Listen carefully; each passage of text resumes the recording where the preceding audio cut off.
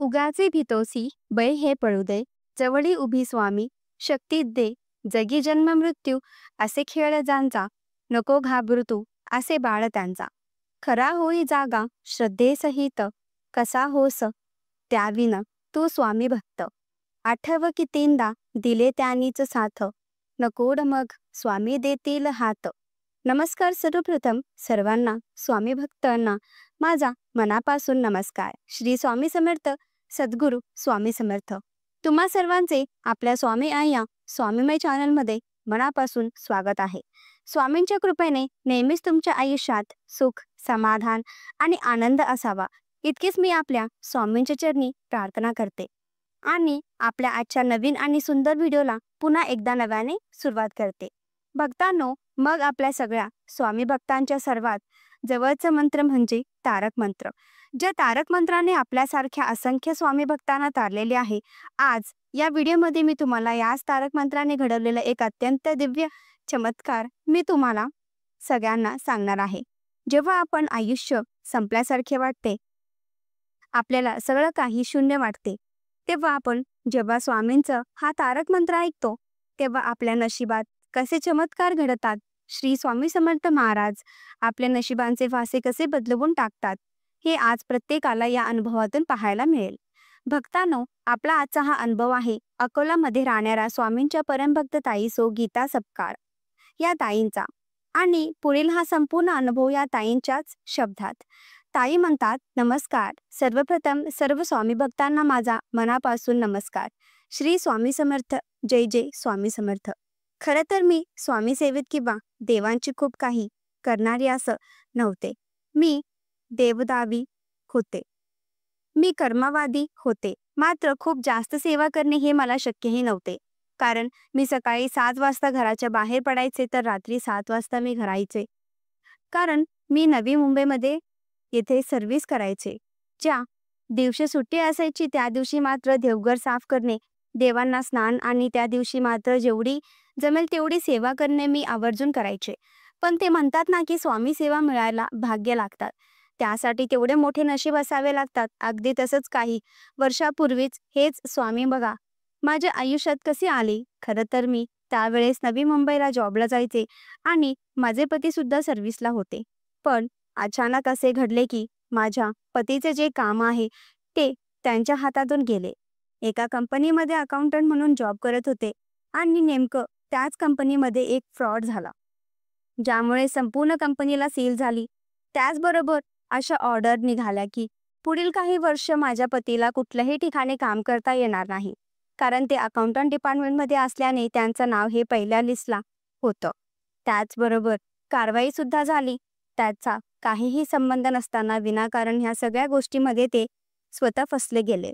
आता मी एकटेच नोकरीला होते. त्याच आमचं भाड्याचं घर होतं. रूम भाडं भरायचं, घरात सामान काम आणायचं, प्रपंच कसा चालवावा काहीच कळत नव्हतं. शिवाय सासू आणि सासरे त्यांचे दवाखाने हे सगळं आम्हाला पाहावं लागायचं. माझ्या एकटीच्या पगारात काहीच घडत नव्हतं. त्याच काही महिन्यापूर्वी आम्ही एक फ्लॅट बघून आलेलो. खरं तर हा फ्लॅट रिसेलचा होता आणि आम्हाला प्रचंड आवडला होता. आपण लोन करून तो फ्लॅट बुक करू असे आम्ही ठरवले होते. आता पतीचे काम केल्यामुळे ते फ्लॅट मात्र आमच्या हातातून जात होता. त्याच मालक सतत आम्हाला कॉल करत होते, कारण आमच्यासारखेच बरेच जण तो फ्लॅट बघून गेले. मात्र आम्ही पहिले तो फ्लॅट बघून आल्यामुळे ते आमच्यासाठी थांबले होते. तिथे किंमत थोडी कमी होती आणि पुन्हा ही संधी आम्हाला मिळणार नव्हती. त्यामुळे आपण तो फ्लॅट घ्यायचा असं आम्ही ठरवलं. त्या मालकाने सुरुवातीला आम्हाला 15 लाख रुपये आम्हाला कॅश द्या आणि बाकीचे लोन करा असे सांगितले. पण त्यावेळेस इतके पैसे नव्हते. आम्ही दोघेही मिळून जमवून ठेवलेले आमच्याकडे 8 लाख रुपये होते. ते 8 लाख रुपये आम्ही त्यांना आधीच दिले होते. आता त्यांच्यावरती 7 लाख रुपये आम्हाला त्यांना देणे होते. माझे थोडेसे सोन्याचे जे दागिने होते ते सोन्याचे दागिने सुद्धा मी विकले आणि त्या दागिन्यामधून जे 3 लाख रुपये आले ते सुद्धा मी त्यांना दिले. आता 5 लाख रुपये त्यांना देणे हे होते. त्यांचे फोनावर फोन येत होते. 5 ते 6 दिवस आम्ही त्यांना टाळाटाळ करत होतो. आता आम्हाला ते पैसे रिटर्न घेताही येत नव्हते. आणि फ्लॉटसाठी पुन्हा पैसे जमा करणे आम्हाला शक्य नव्हते. मी पूर्णपणे तिथं मनस्थितीत होते. काय करावे काहीच कळत नव्हते. आता जर हे घर स्वतःचे झाले नाही तर आयुष्यात आपले घर कधीच होणार नाही हे मला माहिती होतं. त्यावेळेस मी कुलदेवांची सेवा केली, मी गणपती बाप्पांची सेवा केली, मी व्रत उपाय सगळं काही केलं. मात्र तरीही मला कुठेच अनुभव आला नाही, कुठेच लाभ मला झाला नाही. एके दिवशी देवघराच्या समोर मी खूप रडले आणि सहजच देवघरातल्या मूर्त्यांकडे बघून मी म्हणाले, हे फक्त दगड आहेत, यामध्ये कोणताही प्राण नाही. कारण जर तुम्ही साक्षात असतात की मी केलेली सेवा कुठेतरी फळीस आली असती. मी इतकी दिवस जी पूजा करते त्याचं फळ मिळालं असतं. माझं एकच स्वप्न होत, स्वतःचा घर होतं, कुठेतरी ते पूर्ण झालं असं. पण देव नसतंच, असं काही नसतंच, असे मी तिथे रडून रडून म्हणत होते. काही वेळाने मी कामावर जाण्यासाठी निघाले. त्या दिवशी एक इन्स्टंट घडला. ट्रेनमध्ये जाताना माझे शेजारी एक काकू बसल्या. त्या मीरा भंतर इथे बसायच्या आणि त्या सुद्धा नवी मुंबईलाच उतरायच्या. रोज येता जाता त्यांनी मला पाहायच्या. आज त्या आमने त्यांच्या सोबत अजून एक काकू होत्या, त्या दोघांचीही चर्चा होती. या काकू सांगत होत्या की मी श्री स्वामी समर्थ महाराजांचे 11 गुरुवार केले आणि जसे मी 11 गुरुवार केले तसं माझ्या मुलीचे लग्न जोडले. मग समोर असणाऱ्या काकू सुद्धा यांना सांगितले होता सुद्धा माझ्या वर्षी स्वामींचे तारक मंत्र अनुष्ठान केले आणि त्या तारक मंत्र अनुष्ठानाने माझे जावईचे मृत्यूदाच्या दारात होते ते वाचले. जसे मी त्यांना तारक तीर्थ प्यायला द्यायला सांगितले तसे 15 दिवसामध्ये ते शुद्धीवर आले. त्या दोघींच्या स्वामीबद्दल होणाऱ्या गोष्टी मी ऐकतच राहिले. जवळपास 2 ते 3 मी ते सगळं काही ऐकत होते. मग त्यांना मी विचारलं की तुम्ही कुठल्या स्वामींचं करता, मला सांगाल का? तेव्हा त्यांनी मला सांगितलं, अक्कलकोटचे श्री स्वामी समर्थ महाराज आहेत, ज्यांचे असंख्य भक्तांना अनुभव येत आहे. त्यांची सेवा केली तर ते कधीच भक्तांना खाली हात ठेवत नाही, ते काहीच ना काही अनुभव देतात. त्यांच्याकडून मी ऐकले, स्वामीबद्दल माहिती घेतली आणि त्या दिवशी संध्याकाळी मी नवी मुंबईच्या मार्केटमधून स्वामींची मूर्ती घरी आणली. तो योगायोग असेल की काय माहिती नाही, पण त्या दिवशी गुरुवारचा होता आणि स्वामींच्या मूर्ती घरी आली. त्यानंतर आमच्या भागात स्वामींचे एक सुंदर मठ आहे. खरं तर त्या मठात मी कधी गेले नव्हती, पण त्या दिवशी पहिल्यांदा मी त्या भुईवरच्या मठात गेली. तिथे गेल्यानंतर स्वामींचे दर्शन घेतलं, स्वामींची विभूती घेतली आणि घरी आली. मन खूप प्रसन्न वाटलं होतं. घरी आल्यानंतर मी स्वामींच्या पुढे हात जोडले आणि स्वामींना फक्त एकच म्हटले, स्वामी, आयुष्यभर मी तुमची सेवा करेन. मला खूप काही करता येत नाही, पण जशी जमेल तशी करेल. या 3 दिवसामध्ये माझ्याकडे 5 लाखांची सोय करून द्या. स्वामी, मी आयुष्यभर तुमची पूजा करेन. मला खूप गरज आहे. स्वामी मदतीला या ताई म्हणतात. स्वामींना विनवणी केली आणि तारक मंत्र अनुष्ठान केलं. त्या दिवशी संध्याकाळी सगळं आवरून मी 8:30 वाजता स्वामींच्या समोर बसले. 9:30 वाजेपर्यंत मी 51 वेळा तारक मंत्र म्हटलं आणि ते तारक मंत्रांचं अनुष्ठान 3 दिवस होते. कारण मला स्वामींची प्रचिती हवी होती. पहिला दिवस गेला, दुसरा दिवस गेला आणि तिसरा दिवस आला.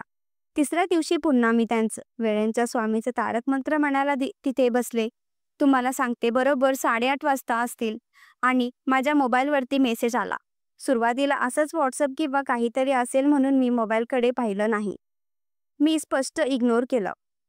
पण त्यानंतर जेव्हा मी मोबाईल हातात घेतला तेव्हा तो बँकेचा मेसेज होता की तुम्हाला माझ्या अकाउंटला 5 लाख रुपये जमा झाले होते. जवळपास 6 महिन्यापासून मी 5 लाख रुपये लोन घेण्यासाठी प्रयत्न करत होते, पण कुठलीच प्रोसेस अपूर्व होत होती. मी बराच प्रयत्न केला, सगळ्या गोष्टी केल्या, मात्र तुम्हाला सांगते, इतकी संकट आणि अडथळे होते. माझं लोन कुठेच सँक्शन होत नव्हतं. पण त्या दिवशी काय चमत्कार घडला माहिती नाही. जसे मी तारक मंत्रांचे अनुष्ठान केले आणि जसा तिसरा दिवस बरोबर आला, त्या दिवशी माझे लोन पास झाला. माझ्या अकाउंटला तो 5 लाख रुपये जमा झाले. खरं तर मागच्या काही महिन्यापूर्वी ते लोन मी विसरूनच गेले होते आणि डोक्यातून काढूनही टाकले होते. मात्र त्या मोमेंटला ते 5 लाख रुपये मला मिळाले. त्यानंतर मग आम्ही त्या समोरच्या पार्टीला ते पैसे दिले आणि तो फ्लॅट आम्ही ताब्यात घेतला. तुम्हाला सांगते, त्यांच्यानंतर स्वामींचे इतके अनुभव मला यायला लागले की आज वसईमध्ये माझे स्वतःचे 2 फ्लॅट आहेत. इतकंच नाही, घरी म्हणजे आमच्या गावी आम्ही स्वतःचं घर बांधलेलं आहे. ज्या केसमध्ये माझे पती होते त्यांची निश्चिती मुक्तता झाली आणि माझे पती एका मोठ्या कंपनीमध्ये मॅनेजर पदावर कार्यरत आहे. आमची प्रगती जी झाली ती वाढतच गेली, त्यावृद्धी होत गेली आणि ती फक्त आणि फक्त स्वामी कृपा आहे. ताई म्हणतात की तिथून मी सुद्धा स्वामींची सेवा मनोभावे करत गेली. वेळो मिळो किंवा न मिळो मी स्वामी भक्तांचे स्वामी जप करत राहिले. सकाळी जाताना येताना मी तारक मंत्र ऐकत राहिले आणि शेवटी स्वामींनी माझे भाग्य बदलले. जेव्हा माझे पती हे घरी होते तेव्हा त्यांच्यावरती ते केस लागलेली.